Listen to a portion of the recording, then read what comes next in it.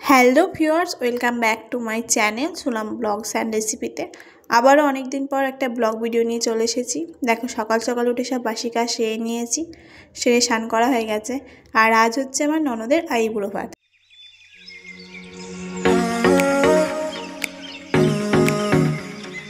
চলে আসলাম এই বাড়ি, আর এখন হবে জলখাবার রেডি হচ্ছে, গরম গরম লুচি আর তরকারি। তো জলখাবার খেয়ে আবার চলে গেছিলাম বাড়ি থেকে আবার রেডি হয়ে আসি।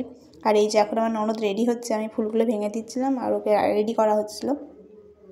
রেডি হয়ে যাব হচ্ছে আমরা শিব বাড়ি, সেখানে ওর ফটো ভিডিও শ্যুট হবে।